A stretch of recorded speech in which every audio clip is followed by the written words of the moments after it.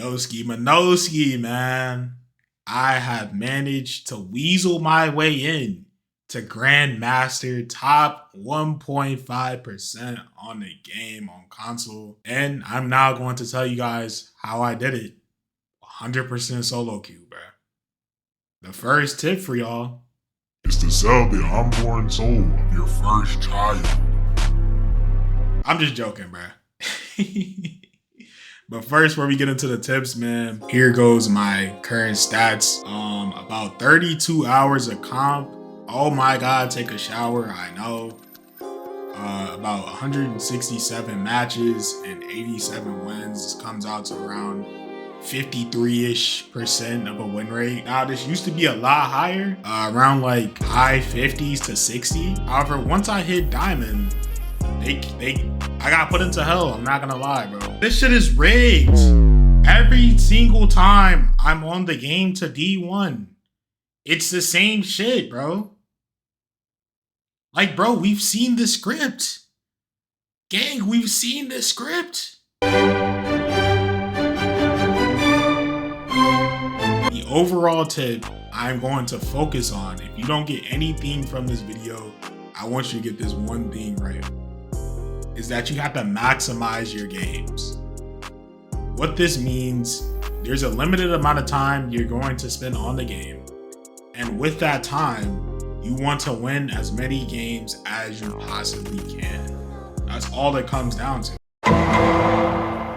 The first tip into maximizing your games is to figure out which role best suits you and then choose 2 to 3 characters to master in that specific role first, and then you branch off to flex as needed, right? So starting off with the tanks, you need about 10% mechanical skill and about 90% game sense. Your job as the tank is to create space and to force the enemy team's attention onto you, right? So what that does, right? If you, say for instance, you are running a Captain America, right? You're diving their backline. Their whole team has to turn around to stop you because you know your shield takes so much damage, and you know you're doing damage. You're forcing their whole team to turn around and look at you. What this does is opens up your front line and your DPS to now focus their tank, because the supports are, you know, panicking. They're not healing their other teammates. So now you drawing that attention and creating that space allows your team to then get a pick, and then it snowballs, allowing you to win fights. However, you are playing solo, so the best tanks I would recommend for you guys to play to maximize your games is Emma Frost, Magneto, and then Strange as a flex pick. Now notice all of these I have chosen for you guys are shield tanks.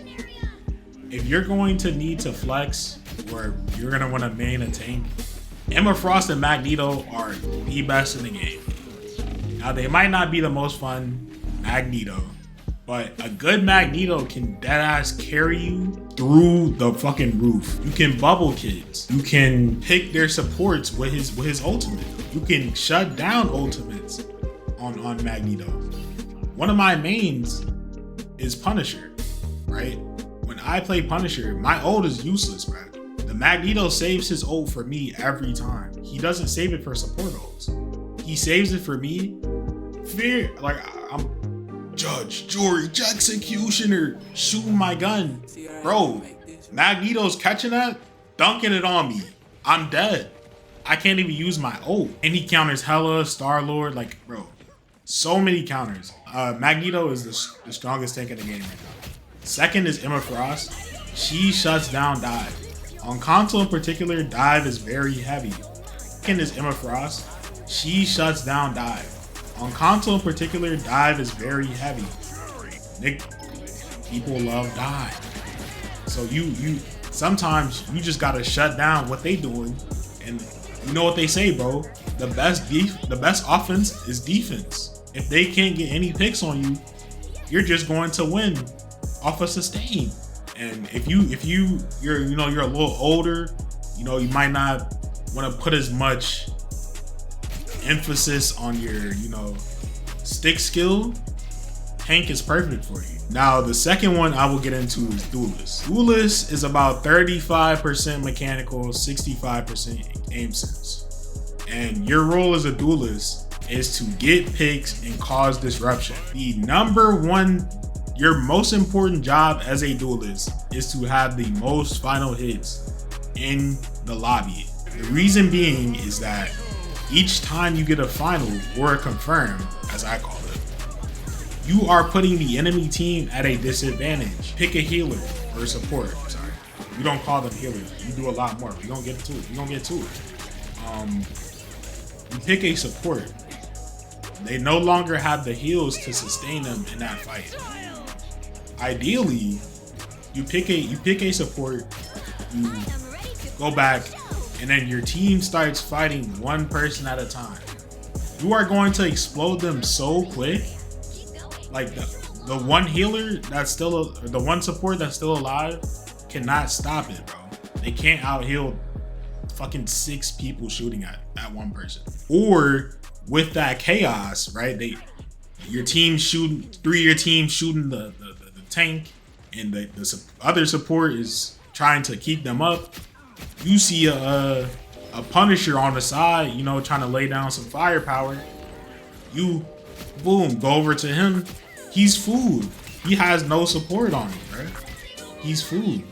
So causing disruption wins you fights and wins you games. And that's one thing that isn't on the stat sheet, right? Now for the duelist, I'm going to give y'all 3, right? One for essentially each category. So there's poke, dive, Raw. For poke, I'm going to recommend you play Hella. The reason being Hella over Punisher, right? I main both. With Hella, it's a little tougher because if you whiff, right, you're kind of cooked. With the Punisher, you have 40 bullets in his AR. It's a but so if you whiff, you could get your cursor back on track. There's essentially no punishment. However, with Hella, you whiff, you're just cooked. But if you hit your shots, you're hitting headies, you will outgun a Punisher every time. Every time. So if you see me, right, I'm playing Punisher over Hella sometimes, it's because I'm whiffing today. So that's kind of like a counter 2 for pick. Hella first for you to master. And then I would recommend Psylocke for dive. The reason being is she's just unstoppable down there, bro. As you see, I'm probably gonna put a Psylocke gameplay in this. With her, you play her front line, you build her, you play behind your tanks, you just pepper the tanks on the other team, and then you take advantage when you can. You see somebody out of position. Your number one job as a Psylocke is to punish people for being split from their team. It's not efficient to just go for support assassinations every play. You do it every now and again to keep them playing honest, and to keep that threat of you, still present. However, you want to build ult charge fast and have it like that. A second pick I would choose possibly would be Magic. Only thing, I don't recommend melee characters. I feel like you're very vulnerable to death. And the best thing in this game is availability, bro.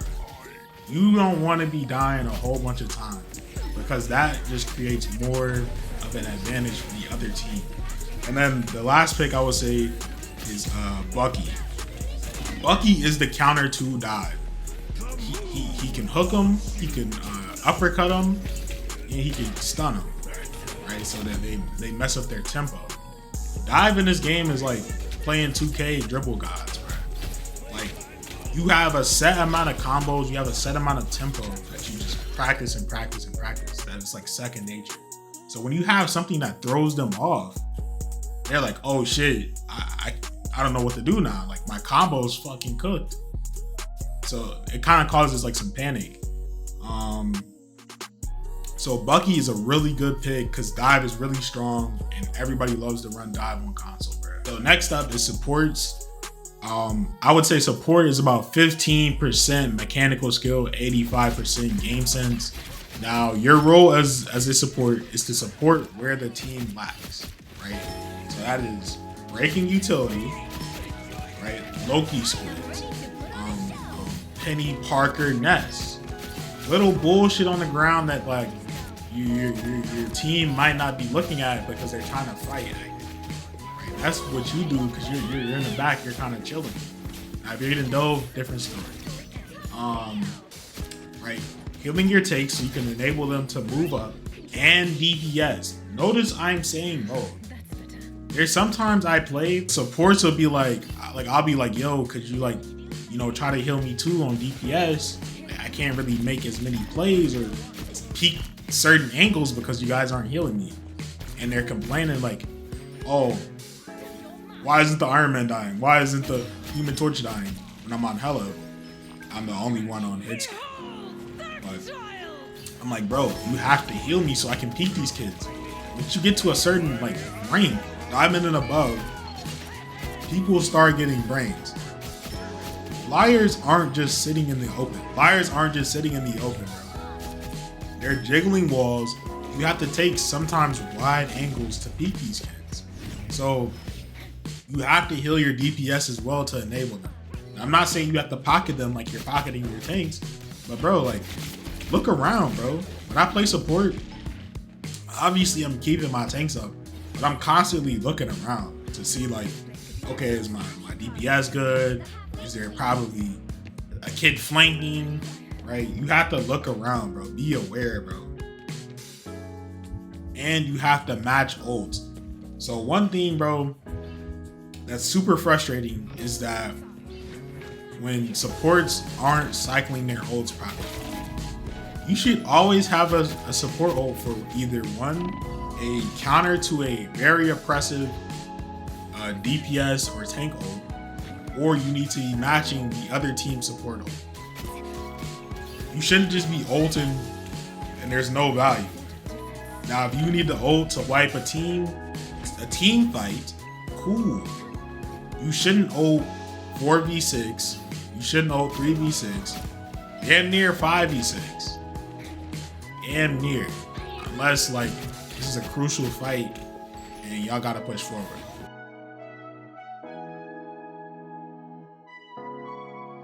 Now that we got what you should be playing out of the way.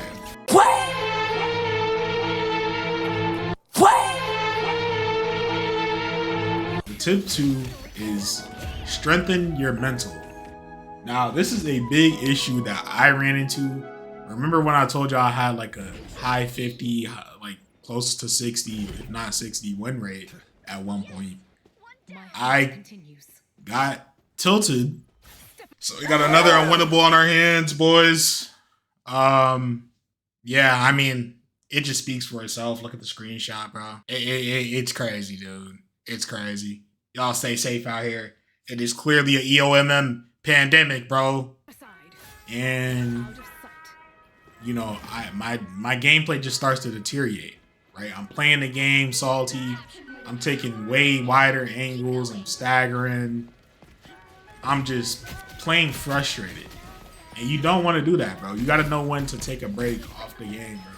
Truly. Because you will just snowball into losses, dude. I swear you will. And then you might be like, damn, my teammates are shitty. But like, you aren't playing to the best of your ability, bro. So you got to strengthen your mental, bro. Sometimes you got to know when to take a step back and not force things and make careless mistakes. Number 3 is control what you can control. If you play your absolute best every single game, you are going to climb, right? SVs, like, they redid the point system to where if you SVP and you truly, like, you were the best person in the lobby by fucking far and your team is just that much worse, you can lose 10 points. Like I lost 10 points one time. It was on my rank up to D1. I just like 50-50, right? And I was just pissed off, but I was hot that night. I was cooking, bro. And they just wouldn't give me that 2 in a row.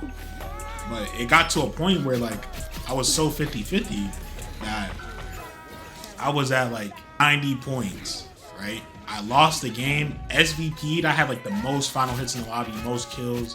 It was crazy.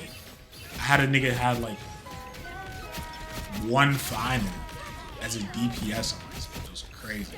I lost 10 points, SVP'd. The next game, right, 50-50 hell, I won it. And because I was at 80 points now, instead of losing a fucking 18 or 20, I then ranked up to D1. And it was the same shit with my GM rank up. 50-50 hell. It was wicked. But the point being is that I controlled what I could control, and I lost less points, and I was able to push forward. Level up. Can I see you as my crush? Tip number 4, which is self-reflection. Why did I lose? What could I have done better? This goes back to if I'm on DPS, right? Did I get final hits? Right? Did I have the most final hits on my team? That should always be your goal as a DPS. Even if you're playing fucking Punisher. Dude, I still have kids out of the water on my final hits. Like, it's consistent games where I have 20 final hits and my other DPS has like 10. Right? I'm doubling shit. It doesn't matter if it's like a damage dealer, typically, DPS. You should still have the most finals, bro. You should, I'm sorry. So you have to analyze what could you have improved on. And even if you did play great, sometimes you have to think, who was the other team's best player and how could I have hindered them? This is something I recently just started thinking about. That's like a couple, like yesterday, right? I was playing a game and I was on Psylocke, right? I farmed. I'd went like 29 and like 5 or some shit. SVP'd. However, the Iron Man on the other team cooked just as hard. And in my head, I'm like, damn, like how the fuck are these kids dead? Like what's going on? Iron Man is just living for free. I could have swapped hella, right? Probably not terrorized their supports as much, but my team would have had a better performance because the Iron Man wouldn't have been able to terrorize them. So sometimes you have to think bigger picture. You don't have to think individual performance because you are trying to win. SVPs can save you. However, wins give you that much more points, bro. How could I stop their best player? Sometimes you gotta be Drew Holiday, nigga. That's why I recommended Bucky. You might go into a game, I see a Lord Moon Knight, I'm immediately thinking, fuck, he's gonna throw my game. Because all they do is just throw their shit. They don't have any game sense. Right? They just throwing onks down the lane, bro. Not even thinking about it. Not even thinking about when could I capitalize to get these confirms. They're just farming damage. And then at the end of the game, you say, yo, you're a fucking bum. They say, I had 40,000 damage. You had 20. What does that matter, bro? I had 20 finals. You had fucking 7. Finals matter, bro. Finals are the most important thing in this game, bro. Yo, if you a subscriber of mine, I better not ever catch you flexing damage. A fucking damage block. It's like, okay, because if you damage block on my team, I'm perfectly fine because I can get the kills. But and then heals, total stats. No, bro. I'm sorry. Now, if some shit is like way higher then everybody else in the lobby like heals or damage, that means for damage, you just farming support ults. And if you're on support, that means you're just spamming heals at your tanks. You're not healing your DPS, bro. I ain't gonna lie. But that's better than no heals, I guess. But you shouldn't be flexing that shit, bro. And that's what causes a lot of y'all niggas to lose too, bro. Is not being able to take criticism. If you hearing somebody complain and it's valid, right? If both of the DPS are like, yo, could you toss us some heals? And y'all like, I got 10K right now. It's clearly not the heals. Oh, you're just blaming it on the heals. No, bro. You have to heal everybody, bro. Truly. Because if you don't, nigga, fuck it. I'll go third tank. That's the only way you gonna heal me is if I'm on tank playing the lane.